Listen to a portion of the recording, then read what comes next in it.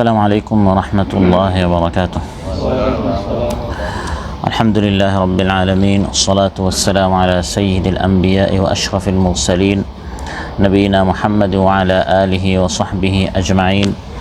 أعوذ بالله من الشيطان الرجيم. بسم الله الرحمن الرحيم. والله خلق كل دابة من ماء। আল্লাহ তাআলা ইরশাদ করেন, আর আল্লাহ তাআলা প্রত্যেক জীবকে পানি থেকে সৃষ্টি করেছেন। মদিনা খলিফার এই মসজিদে আয়োজিত আজকের এই মজলিসে উপস্থিত সম্মানিত মুসল্লি ভাইরা, সূরাতুন নূর থেকে একটি আয়াতের প্রথম অংশ তিলাওয়াত করে এর সহজ সরল বাংলা অনুবাদ উপস্থাপন করলাম। এই আয়াতের আলোকে আজ আমরা মানুষ সৃষ্টির এবং সকল সৃষ্টির মূল উৎস যে পানির গুরুত্ব এবং পানির সাথে আমাদের জীবনের গুরুত্ব সম্পর্কে এই আয়াতের আলোকে আমরা আলোচনা উপস্থাপন করব ইনশাআল্লাহ। ৪৫ নম্বর আয়াত এর প্রথম অংশ আমরা তিলাওয়াত করে আর বাংলা অনুবাদ উপস্থাপন করেছি। তাফসীর ইবনে কাসির এসেছে, ইমাম ইবনে কাসির রাহিমাহুল্লাহ বলেন যে আল্লাহ তাআলা এই আয়াতে ইয়াযকুরু তাআলা কুদরাতাহু তাম্মা ওয়া সুলতানাহুল আযীম في خلقه أنواع المخلوقات على اختلاف أشكالها وألوانها وحركاتها وسكناتها من ماء واحد। এই আয়াতের মধ্যে আল্লাহ তাআলা উল্লেখ করেছেন যে আল্লাহ তাআলা একটি সৃষ্টি পানি থেকে কত ধরনের, কত রঙের, বর্ণের, প্রকৃতির আল্লাহ তাআলা কত জিনিস পয়দা করেছেন। সুবহানাল্লাহ। যত জীবজন্তু মখলুকাত এই পৃথিবীতে আছে সবাইকে আল্লাহ তাআলা সৃষ্টি করেছেন এই এক পানি থেকে। তাহলে এই পানির গুরুত্ব কত বেশি। পানির অপর নামই হচ্ছে জীবন। এই পৃথিবীতে যত হায়াত আছে, জিন্দেগি আছে, জীবন আছে, আল্লাহ বলেন আল্লাহু খালাকা কুল্লা দাবাতিন মিন মা। সকল জীব জন্তু প্রাণী এই পৃথিবীতে প্রাণ বলতে, হায়াত বলতে, জীবন বলতে যা বোঝায় এই সব কিছুর উৎস হচ্ছে এই পানি। তাহলে পানির গুরুত্ব আমাদের জীবনে অনেক বেশি। কোরআনে কারিমে আল্লাহ তাআলা এই পানির কথা ৬৩ বার উল্লেখ করেছে। কতবার? ৬৩ বার একটি নিয়ামতের কথা। একবার, দুবার, ১০ বার, ২০ বার, ৫০ বার, ৬০ বার, ৬৩ বার আল্লাহ তাআলা উল্লেখ করেছেন। তার মানে এই নিয়ামতটি আমার আপনার জীবনের সাথে ওতপ্রোতভাবে কতটুকু জড়িত, কতটুকু গুরুত্বপূর্ণ। বিশেষ করে সামনের এই দিনগুলোতে বা এই বর্তমান দিনগুলোতে, এই যে গরমের সময় আমরা বুঝতে পারছি যে সামান্য মানুষ যখন গরম টের পায় বা আঁচ করে বা তার শরীরে লাগে তখন কতটুকু মানুষ এই পানির প্রয়োজন হয়। তৃষ্ণার কারণে, পিপাসার কারণে মানুষ অনেকটা মাতালের মতো হয়ে যায়। মনে হয় মানুষ যখন মারা যাবে, জীবনটা ফিরে পায় যখন সে পানিটা পান করে। সুবহানাল্লাহ। তাহলে এই যে নিয়ামত পানি, একবার দুবার করে করে ৬৩ বার আল্লাহ তাআলা আমাদেরকে স্মরণ করে দিলেন আমার আপনার জীবনের মূল উৎস হচ্ছে এই পানি, সকল সৃষ্টির মূল উৎস হচ্ছে এই পানি।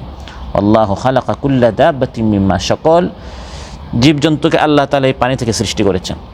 পানি নেই তো হায়াত নেই, পানি নেই তো জীবন নেই। এই জন্য আল্লাহ তাআলা যখন পৃথিবীতে মখলুকাত সৃষ্টি যখন পয়দা করা শুরু করলেন, সর্বপ্রথম যে দুই একটা জিনিস আল্লাহ পয়দা করেছেন, সৃষ্টি করেছেন, সেখানে ছিল পানি।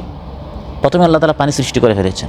কারণ প্রথমে যদি পানির আগে অন্যান্য জিনিস সৃষ্টি করেন তাহলে ওই জিনিসগুলোর কষ্ট হবে, পানি নেই। এই জন্য কোরআনের মধ্যে আল্লাহ তাআলা ইরশাদ করেন ওয়া হুয়াল্লাযী খালাকাস সামাওয়াতি ওয়াল আরদা ফি সিত্তাতি আইয়ামিন ওয়া কানা আরশুহু আলাল মাই লিয়াবলুয়াকুম আইয়ুকুম আহসানু আমালা। আসমানসমূহ ও জমিন আল্লাহ তাআলা ৬ দিনে সৃষ্টি করেছেন। তখন আল্লাহর আরশ ছিল পানিতে। তার মানে এই পানি আসমানসমূহ এবং জমিন সৃষ্টি হওয়ার আগেই পৃথিবীতে ছিল, সেখানে আল্লাহর আরশটা ছিল। সহিহ বুখারীতে এসেছে কান আল্লাহু ওয়া লাম ইয়াকুন শাইউন ক্বাবলা। এক সময় এমন ছিল যে শুধু আল্লাহ তাআলা এই পৃথিবীতে, এই বিশ্বজগতে আল্লাহ তাআলা ছাড়া আর কেউ নেই। ওয়া কানা আরশুহু আলাল মা। ওই সময় আল্লাহর আরশ ছিল পানিতে। তাহলে শুধু আল্লাহ আছেন, তারপর আল্লাহ তাআলা পানি সৃষ্টি করলেন, আরশ সৃষ্টি করলেন। সুম্মা খালাকাস সামাওয়াতি ওয়াল আরদ। তারপর আল্লাহ তাআলা আসমান সমূহ ও জমিন সৃষ্টি করলেন। তারপর এরকম ধাপে ধাপে আমরা অনেক পরে এসেছি। মানুষ এই পৃথিবীতে, মানুষের সৃষ্টি অনেক পরে। তাহলে পানিটাকে আল্লাহ তাআলা আগে সৃষ্টি করে ফেলেছেন, যাতে করে পানিবিহীন এই জীবন সৃষ্টির কষ্ট না হয়। এজন্য তাদেরকে সৃষ্টি করার আগে আল্লাহ তাআলা পানি সৃষ্টি করে ফেলেছেন। আল্লাহু খালাকা কুল্লা দাব্বাতিন মিন মা। বিশেষ করে এই জমিন এবং এই জমিনের উপর যত মাখলুকাত, তারা পানি ছাড়া থাকতে পারে না। বিশেষ করে এই পৃথিবী, এই জমিন এবং জমিনের উপর যত মাখলুকাত, জমিনটাও পানি ছাড়া থাকতে পারে না। কোরআনে কারিমের বিভিন্ন আয়াতে আল্লাহ তাআলা বলেছেন, তুমি দেখবে একটা জমিন মৃত। কেন? কারণ এটা শুকিয়ে গেছে, পানি নেই। পানির অভাবে, বৃষ্টির অভাবে জমিন পর্যন্ত মারা যায়। জমিনের উপরে যত প্রাণী তারা তো মারা যায়, তারা তো কষ্ট পায়, এমনকি জমিনটা নিজেও وأنزلنا من السماء ماء طهورا لنحيي به بلدة ميتا ونسقيه مما خلقنا أنعاما وأناسيا كثيرا। আল্লাহ তাআলা বলেন, আসমান থেকে আমি পবিত্র পানি নাজিল করি, ফলে মৃত জমিনকে আমি জীবিত করি, এবং এই জমিনের উপর বিভিন্ন জীব জন্তু প্রাণী এবং অনেক মানুষকে আমি এই পানিটি পান করাই।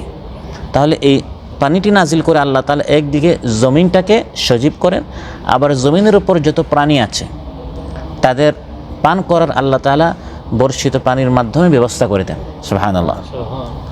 তাহলে এই পানি হচ্ছে জীবনের উৎস।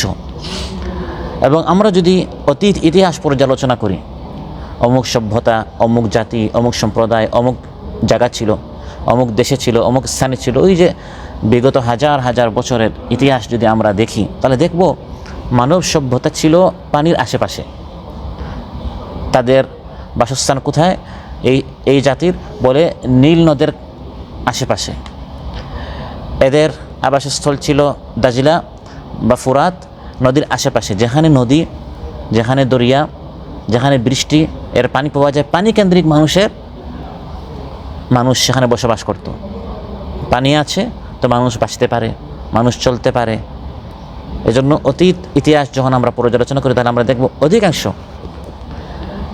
অতীত সভ্যতাগুলো, জাতিগুলো তারা পানির আশেপাশে ছিল, নদীর আশেপাশে ছিল, সমুদ্রের আশেপাশে ছিল, সমুদ্রের কিনারায় ছিল। এখান থেকে পানির গুরুত্ব বোঝা যায় কিনা? পানির গুরুত্ব বোঝা যায়। আবার যদি আমরা দেখি বড় বড় যে মরুভূমিগুলো, হাজার কিলোমিটারের যে মরুভূমি আছে, সেখানে দেখবেন আপনি মানুষের বসবাসের সংখ্যা কী হয়? কম হয়।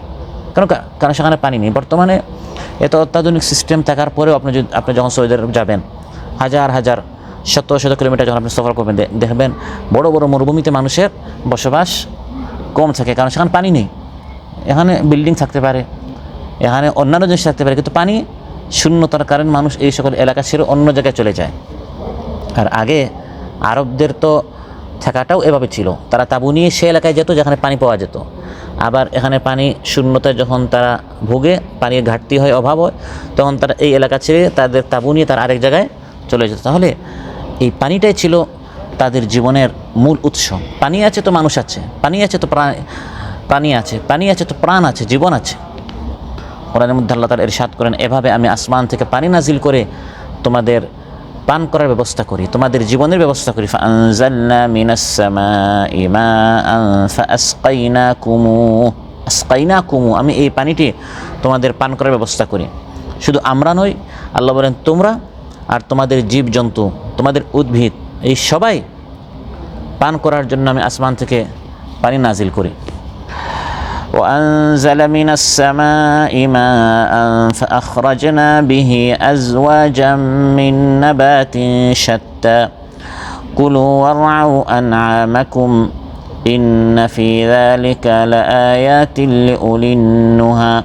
আল্লাহ তাআলা বলেন যে আল্লাহ তাআলা আসমান থেকে পানি নাজিল করেন, তারপর এই একটি পানি দ্বারা নানা ধরনের, নানা রঙের, নানা প্রকৃতির ফল মল, শাক সবজি, তরিতরকারি আল্লাহ তাআলা এই বর্ষিত পানি দ্বারা আল্লাহ তাআলা জমিন থেকে বের করেন। কুলু, তোমরা নিজেরা খাও, ওয়ারআউ আনআমাকুম, তোমাদের পশু, তোমাদের জীবজন্তুগুলোকে তোমরা এই ফলগুলো, এই উদ্ভিদগুলো তোমরা খাওয়াও। তার মানে আসমান থেকে পানি নাজিল করে আল্লাহ তাআলা আমাদের খাবার আর আমাদের জীবজন্তুর খাবারের ব্যবস্থা এই এক পানির মাধ্যমে আল্লাহ তাআলা করে দিচ্ছে। সুবহানাল্লাহ। তাই যখন আসমানে ইমাম হাসান বসরি রাহিমাহুল্লাহ তিনি মেঘ দেখতেন, তখন তিনি বলতেন ফিহি ওয়াল্লাহি রিজকুকুম, এখানে তোমাদের রিজক। তোমরা মনে করো এই টাকার মধ্যে রিজক, তোমরা মনে করো এই খাবারের মধ্যে রিজক, হ্যাঁ এগুলো সব রিজক, এগুলো পরে। এই সবগুলোর মূল হচ্ছে এই আসমানের যে মেঘ দেখতে পাচ্ছ। ওয়ালাকিন্নাকুম তুহরামুনাহু বিখাতায়াকুম ওয়া আমালিকুম, এখানে তোমাদের রিজক আছে, কিন্তু অনেক সময় এই রিজক থেকে তোমরা বঞ্চিত হয়ে যাও নিজেদের আমল এবং গুনাহের কারণে। এখান থেকে যখন পানি নাজিল হবে তখন জমিনটি সজীব হবে, সবুজ হবে, ফল বের হবে, ফসল বের হবে, সেটা মানুষ কিছুটা খাবে, কিছুটা বিক্রি করবে, তারপর ব্যবসা বাণিজ্য ইত্যাদি এগুলো আবার নতুন করে তাজা হবে এবং মানুষ তার জীবন ফিরে পায়, তার রিজেক্টটা এখানে রয়েছে। আর যদি এই মেঘ তার পানিটি এখানে বর্ষণ না করে পার্শ্বের জমিনে, পার্শ্বের দেশে আরেক এলাকায় নিয়ে যায়, তাহলে আমরা রিজেক্ট থেকে বঞ্চিত হয়ে গেলাম, মাহরুম হয়ে গেলাম।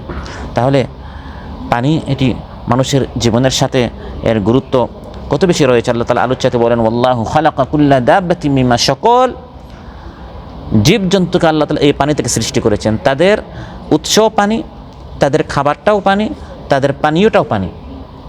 যখন আল্লাহ তাআলা এই পানি নাজিল করেন তখন একটা জমিন সবুজ হয়, একটা জমিন সজীব হয়। শুকিয়ে গিয়েছিল, মারা গিয়েছিল, হলুদ হয়ে গিয়েছিল, কিন্তু আমাদের চোখের সামনে আমরা দেখি যে একটা জমিন আবার সজীব হয়। আল্লাহ কোরআনের মধ্যে বলেছেন মুখদাররা, আখদার সবুজকে বলা হয়। আলাম তারা আন্নাল্লাহা আনজালা মিনাস সামাই মাআন ফাতুসবিহুল আরদু মুখদাররা। আলাম তারা, তুমি কি দেখো না আল্লাহ তাআলা আসমান থেকে পানি নাজিল করেন, ফলে পৃথিবী সবুজ হয়, শ্যামল হয়, সবুজ শ্যামল হয়ে পৃথিবী আবার তার আসলে রংটি সে তোমার সামনে দেখা দেয়। সুবহানাল্লাহ।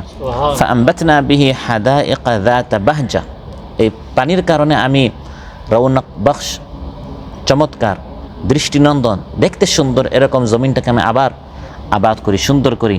মূল উৎসটা কী ছিল? পানি ছিল। এই পানির মাধ্যমে, এই পানিটি মানুষের জন্য পানীয়, সেটা পান করে। এই পানিটি মানুষের তাহারাত, পবিত্রতার মাধ্যম। আপনি একটু চিন্তা করেন, এখন পানি নেই, প্রথম যে আমাদের একটা অসুবিধা সেটা হচ্ছে পান করার পানি নেই।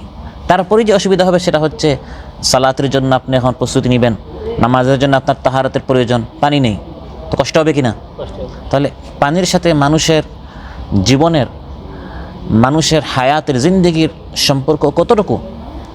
যখনই পানির অভাব, সেখানে মানুষের বাথরুম করার, গোসল করার, ওযু করার, রান্না করার, খাবারের, পান করার প্রত্যেকটা কাজে তার পানির প্রয়োজন রয়েছে। আল্লাহ তাআলা কোরআনের মধ্যে ইরশাদ করেন ওয়ায়ুনাজ্জিলু আলাইকুম মিনাস সামাই মাআন লিইউতাহহিরাকুম বিহি, আসমান থেকে আল্লাহ তাআলা পানি নাজিল করেন তোমাদেরকে তাহারাত, পবিত্র করার জন্য। তাহলে এই পানি বন্ধ, তাহলে আমরা তাহারাত কিভাবে অর্জন করব? প্রিয় ভাইরা, অনুরূপভাবে এই পানিটি শুধু তাহারাত, পান করা, খাবার এজন্য নয়, বরং এই পানিটা হচ্ছে শিফা। সুবহানাল্লাহ। পানিটাই একটা ঔষধ, পানিটাই একটা শিফা, একটা ইলাজ। বুখারী মুসলিমে এসেছে রাসূল সাল্লাল্লাহু আলাইহি ওয়াসাল্লাম ইরশাদ করেন আল হুম্মা মিন ফাইহি জাহান্নাম, জ্বরের উত্তাপ। আমরা বলি না যে ভাই খুব জ্বর, মাথা শরীর একবারে গরম হয়ে গেছে, রাসূল সাল্লাল্লাহু আলাইহি ওয়াসাল্লাম ইরশাদ করেন এই জ্বরের উত্তাপটি হচ্ছে জাহান্নামের উত্তাপের অংশ বিশেষ। জাহান্নামের ওই গরম থেকে আপনার শরীরটি গরম হচ্ছে। ফাবরিদুহা বিলমা, সুতরাং তা পানি দিয়ে ঠান্ডা করো। তাই আমরা কি করি? একটা কাপড়ে একটু ঠান্ডা পানি দিয়ে আমরা কি করি? কপালে বা শরীরে আমরা লাগিয়ে থাকি। এটা হাদিসের মধ্যে রাসূল সাল্লাল্লাহু আলাইহি ওয়াসাল্লাম হুকুম করেছেন। আল্লাহ তাআলার নবী আইয়ুব আলাইহিস সালাম যখন তার পুরা শরীরে রোগে তিনি আক্রান্ত হলেন, তাকে একটি ইলাজ, চিকিৎসা দেওয়া হয়েছে, সেটা হচ্ছে পানি। واذكر عبدنا أيوب إذ نادى ربه أني مسني الشيطان بنصب وعذاب اركض برجلك هذا مغتسل بارد وشراب। স্মরণ কর আমার বান্দা আইয়ুবকে, যখন তিনি তার রবকে ডেকে বললেন, হে আল্লাহ, নিশ্চয় আমাকে শয়তান ক্লেশ, কষ্ট, রোগ, যন্ত্রণা দ্বারা স্পর্শ করেছে। রোগ ব্যাধি তো আল্লাহর পক্ষ থেকে, কিন্তু বলার আদব দেখেন, তিনি এটা বলেন, হে আল্লাহ, আপনি আমাকে রোগ দিয়েছেন। তিনি বলেছেন শয়তান আমাকে রোগ ব্যাধি দ্বারা স্পর্শ করেছে। আল্লাহর দিকে স্বাস্থ্য, নেয়ামত ইত্যাদি আল্লাহর দিকে নিসবত করব। আর যখন কষ্ট হবে, ক্লেশ হবে, এগুলো আল্লাহর দিকে নয়, এগুলো আমি বলবো শয়তান থেকে হয়েছে। তো তিনি বলেন, হে আল্লাহ, রোগ ব্যাধি আমার পুরা শরীর তার রোগ আর রোগ ছিল। তখন আল্লাহ তাআলা তাকে চিকিৎসা দিলেন, হে আইয়ুব উরকুদ বিরিজলিক, তোমার পা দিয়ে জমিনে আঘাত করো, হাযা মুগতাসালুম বারিদুন ওয়া শারাব, এই আঘাতের সঙ্গে সঙ্গে তোমার পায়ের নিচ থেকে পানি বের হবে। সুবহানাল্লাহ। এই যে উচ্চারিত পানি, এটি গোসলের জন্য ঠান্ডা শীতল পান করার উপযোগী। এই পানিটি তুমি নিজে পান করো এবং এটা দিয়ে গোসল করো, তোমার রোগ ব্যাধি শরীর থেকে চলে যাবে। সুবহানাল্লাহ।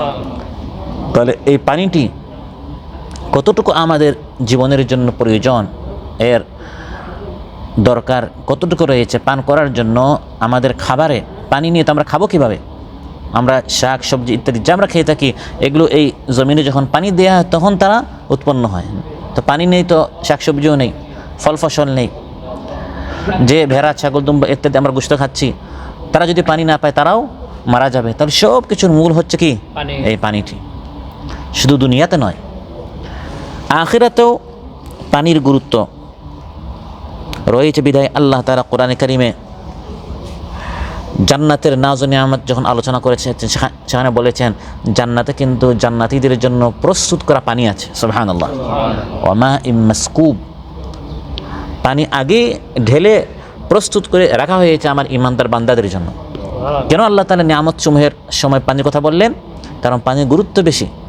জান্নাতের মধ্যেও পানি, এবং জান্নাতিন তাজরি মিন তাহতিহাল আনহার, প্রায় জান্নাতের আলোচনায় আপনি দেখবেন এমন জান্নাত যার নিচ দিয়ে নদী প্রবাহিত। তার মানে এমন প্রাসাদ যার নিচে কি আছে? পানি আছে। প্রাসাদের নিচে পানি, প্রাসাদের মধ্যে খাওয়ার পানি, পানি আর পানি। আবার ওই জান্নাতে যাওয়ার আগে হাসরের ময়দানে যখন মানুষ পেরেশান হয়ে যাবে, হিসাব শুরু হচ্ছে না কেন, আল্লাহ তাআলা এসে বিচার কার্য শুরু করছেন না কেন, এবং সূর্য মানুষের মাথার উপর চলে আসবে, এমন সময় রাসূল সাল্লাল্লাহু আলাইহি ওয়াসাল্লামের মাধ্যমে আল্লাহ তাআলা তার উম্মতের জন্য, আল্লাহর নবীর উম্মতের জন্য পানির ব্যবস্থা করে দিবেন হাউদে কাউসারের মাধ্যমে। সুবহানাল্লাহ। সহিহ মুসলিমে এসেছে, ক্বালা রাসূলুল্লাহ সাল্লাল্লাহু আলাইহি ওয়াসাল্লাম হাউদি মাসিরাতু শাহরিন, আমার হাউদ এর ব্যবধান হচ্ছে 1 মাসের রাস্তা। সুবহানাল্লাহ। বিশাল একটি হাউদ আল্লাহ তাআলা ব্যবস্থা করে দিবেন, যাতে করে উম্মত মুহাম্মদ সাল্লাল্লাহু আলাইহি ওয়াসাল্লামের পানির কষ্ট না হয়। ওয়া যাওয়ায়াহু সাওয়া, এবং এই হাউদের 4 কোণ, আপনার কর্নারগুলো সমান হবে। ওমা ওহু আবিয়াদু মিনাল ওয়ারিক, এই হাউদে কাউসারের পানি হবে রূপার চেয়ে শুভ্র, রূপার চেয়ে আরও বেশি সাদা। আর ঘ্রাণ কেমন হবে? ওয়ারিহুহু আতয়াবু মিনাল মিসকি, মিসকের চেয়ে এই পানি আরও বেশি সুঘ্রাণ হবে। আর গ্লাস পাত্র, সেই হাউদের সংখ্যা কেমন? ওয়াকিজানুহু কানুজুমিস সামা, আসমানের তারকা যেরকম অসংখ্য অগণিত, সেখানে সেরকম অসংখ্য অগণিত গ্লাস থাকবে। ফামান শারিবা মিনহু ফালা ইয়াদমাউ বা'দাহু আবাদা, এই পানি যে ব্যক্তি একবার পান করবে পরে আর কখনো সে পিপাসাক্ত হবে না। সুবহানাল্লাহ। তাহলে হাসরের ময়দানেও পানির গুরুত্ব, জান্নাতে যাওয়ার পরেও প্রায় জান্নাতের আলোচনা আপনি দেখবেন পানি আর পানি। যেমন আল্লাহ তাআলা বলেছেন, ইন্নাল মুত্তাকিনা ফি যিলালিন ওয়া উয়ুন, মুত্তাকিনদের জন্য ছায়া আছে আর আছে উয়ুন, ঝর্ণাসমূহ। ঝর্ণাটা কি? পানি। ছায়া আছে আর ঝর্ণা আছে। যেরকম এখন এই গরমের সময় ছায়া আর পানির গুরুত্ব সবচেয়ে বেশি। জান্নাতীরা সুখ পাওয়ার জন্য, আরাম পাওয়ার জন্য তাদের জন্য আল্লাহ তাআলা এভাবে ঝর্ণা ব্যবস্থা করে দিবেন। ওয়ায়ুসকাউনা ফিহা কাসান কানা মিজাজুহা জানজাবিলা, জান্নাতে তাদেরকে এমন পান পাত্র থেকে পান করানো হবে যার মিশ্রণ হবে আদার, পানির মধ্যে আদা মিশ্রণ করে অত্যন্ত সুস্বাদু পানীয় তাদেরকে সেখানে দেয়া হবে। এমন একটি ঝর্ণা থেকে যে ঝর্ণার নাম হচ্ছে সালসাবিল। নামটা কি? আইনান ফিহা তুসাম্মা সালসাবিলা, জান্নাতের পানির ঝর্ণাগুলো এমন হবে, পুরা জান্নাতময় এই ঝর্ণা। ইমানদার ব্যক্তি ইশারা করবে, ইশারার সঙ্গে সঙ্গে, হাতের আঙ্গুলের ইশারা বা চোখের ইশারার সঙ্গে সঙ্গে সে যেদিকে চাইবে ওই দিকে ওই ঝর্ণাটি এখানে চলে আসবে। আইনান ইয়াশরাবু বিহা ইবাদুল্লাহি ইউফাজ্জিরুনাহা তাফজীরা, আল্লাহ তাআলা বলেন ঝর্ণা জান্নাত রয়েছে, আমার প্রিয় বান্দারা সেখান থেকে পান করবে। তারা এটিকে যেভাবে ইচ্ছা সেভাবে তারা এগুলোকে সহজে প্রবাহিত করবে। সে যেদিকে চাইবে ইশারা করবে, আর সে যেদিকে চাইবে এই ঝর্ণাগুলো সে প্রবাহিত করবে। আল্লাহু খালাকা কুল্লা দাব্বাতিন মিন মা, আল্লাহ তাআলা তাই বলেন আমি সকল প্রাণীকে জীবজন্তুকে এই পানি থেকে সৃষ্টি করেছি। পানি যখন আসমানে থাকে এটা থাকে মেঘ, যখন বর্ষিত হয় এটা হয়ে যায় বৃষ্টি, গরম হলে এটাকে আমরা বাষ্প বলি, স্টিম বলি, ঠান্ডা হলে এটাকে আমরা বরফ বলি, আইস বলি। একটাই পানি, কিন্তু কখনো আমাদের এটা প্রয়োজন গরম, যখন আমরা কোনো খাবার রান্না করি এই পানিটাকে আমরা তখন ঠান্ডা করি না গরম করি? আবার যখন আমাদের জুস বা ইত্যাদি এই ধরনের ঠান্ডা কিছু প্রয়োজন তখন এই একই পানিকে আমরা ঠান্ডা করে ফেলি। এই পানিটাকে আল্লাহ তাআলা আমার আপনার জীবনের সাথে কতটুকু গুরুত্ব দিয়ে আল্লাহ তাআলা কোরআনের মধ্যে উল্লেখ করেছেন। তাই রাসূল সাল্লাল্লাহু আলাইহি ওয়াসাল্লাম নিষেধ করেছেন এই পানিটাকে নষ্ট করা যাবে না, অপচয় করা তো যাবে না। কোরআনের মধ্যে আল্লাহ তাআলা বলেছেন ওয়াকুলু ওয়াশরাবু ওয়ালা তুসরিফু, অপচয় করিও না। আর হাদিসের মধ্যে রাসূল সাল্লাল্লাহু আলাইহি ওয়াসাল্লাম নিষেধ করেছেন এই পানিকে নাপাক করতে, কোনো প্রয়োজন ছাড়া এটাকে নষ্ট করতে। বুখারী মুসলিমে এসেছে লা ইয়াবুলান্না আহাদুকুম ফিল মাইদ দাইমি আল্লাযী লা ইয়াজরি সুম্মা ইয়াগতাসিলু ফি, তোমাদের কেউ যেন কখনো স্থির পানি, বদ্ধ পানি, যে পানিটা বন্ধ, চলে না, চলমান পানি নয়, প্রবাহিত নয়, এমন পানিতে কেউ যেন পেশাব না করে এরপরে সে পানিতে সে গোসল করে ফেলে, এমন যেন না হয়। বিশেষ করে একটা পুকুরের পানি তো আর নদীর পানির মতো কি নয়, চলমান নয়, প্রবাহিত নয়। পানিটা যদি অল্প হয় সেখানে কোনো নাপাকি সেখানে ছেড়ে দিয়ে তারপরে যেন সেখানে গোসল না করে। এটা রাসূল সাল্লাল্লাহু আলাইহি ওয়াসাল্লাম শত শত বছর আগে বলেছেন। আর বর্তমান বিজ্ঞান তো সেটাই বলছে, অনেক রোগ ব্যাধি ভাইরাসের মূল উৎস হচ্ছে এই সকল নাপাকি। এই পানিটাকে পবিত্র রাখতে হবে। আপনার একজনের কারণে আপনি সবার এই পানিটা হকটা নষ্ট করে দিলেন। আবার বুখারী মুসলিমে এসেছে ইযা ইসতাইকাযা আহাদুকুম মিন নাওমিহি ফালা ইউদখিলু ইয়াদাহু ফিল ইনা'i হাত্তা ইয়াগসিলাহা সালাসান ফাইন্না আহাদাকুম লা ইয়াদরি আইনা বাতাত ইয়াদা। রাতে ঘুম থেকে উঠে এখানে যদি কোনো বালতি থাকে, কোনো পাত্র থাকে, সেখানে পানি আছে, মহানবী সাল্লাল্লাহু আলাইহি ওয়াসাল্লাম ইরশাদ করেন আপনার হাতটি এই বালতিটা আপনি ঢুকাবেন না, আগে হাতটা আপনি ভালো করে ধুয়ে নেবেন, কোনো একটি মগ দিয়ে এই পানিটা নেবেন। আর যদি হাতটা ঢুকাতে হয় আগে হাতটা কী করবেন, ধুয়ে নেবেন। আপনার রাতে 5-6-7 ঘন্টা ঘুমিয়েছিলেন, হতে পারে আপনার হাতে কোনো নাপাকি লেগেছে বা শরীরের কোনো নাপাক জায়গায় হাতটা লেগেছে, আপনারও জানতে, আপনি ঘুমিয়েছিলেন, হাতটা যখনই ঢুকাবেন পুরা পানি কী হয়ে গেল, নাপাক হয়ে গেল। আপনিও এটা ইউজ করতে পারবেন না, আরেকজনের ব্যবহার করার কথা যদি সে আর পারলো না, তাহলে এই ছোটোখাটো বিষয়গুলো রাসূল সাল্লাল্লাহু আলাইহি ওয়াসাল্লাম আমাদেরকে শিখিয়েছেন। কারণ এই পানিটা সবার দরকার, গুরুত্ব বেশি বিধায় তিনি বলছেন এই পানিটা যেন নষ্ট না হয়। পুকুরের পানি, বদ্ধ পানি, স্থির পানি, এই পানিগুলো যেন নষ্ট না হয়, এই জন্য এই পানির হেফাজত করতে তিনি এই সকল দিক নির্দেশনা আমাদেরকে দিয়েছেন। আল্লাহ সুবহানাহু ওয়া তাআলা আমাদের সবাইকে পানি নামক এই নিয়ামতের শুকরিয়া আমরা যেন বেশি বেশি করে করতে পারি। পানি আমরা অনেক সময় বাম হাতে নিয়ে নিই, বিসমিল্লাহ ছাড়া আমরা পান করে ফেলি। একটি নিয়ামত, এমন সময় তো হয় যে এত বেশি পানি, বন্যার কারণে মাথার উপর পানি, পায়ের নিচে পানি, কিন্তু পান করার পানি নাই, পাক না পাক সব একাকার হয়ে গেছে। তখন মানুষ পানির গুরুত্ব বুঝে। এই জন্য নিয়ামত আল্লাহ দিয়েছেন, ডানা হাত দিয়ে নিতে হবে, বিসমিল্লাহ বলতে হবে, পর আলহামদুলিল্লাহ বলতে হবে, আল্লাহর শুকরিয়া আদায় করতে হবে। আল্লাহ এই নিয়ামত থেকে যেন কখনো আমাদেরকে বঞ্চিত না করেন। এই নিয়ামতের হক আদায় করার, শুকরিয়া আদায় করার জন্য আল্লাহ তাআলা আমাদের সবাইকে তৌফিক দান করেন। সুবহানাকাল্লাহুম্মা বিহামদিক আশহাদু আল্লা ইলাহা ইল্লা আনতা আস্তাগফিরুকা ওয়া আতুবু ইলাইক। আসসালামু আলাইকুম ওয়া রাহমাতুল্লাহি ওয়া বারাকাতুহু।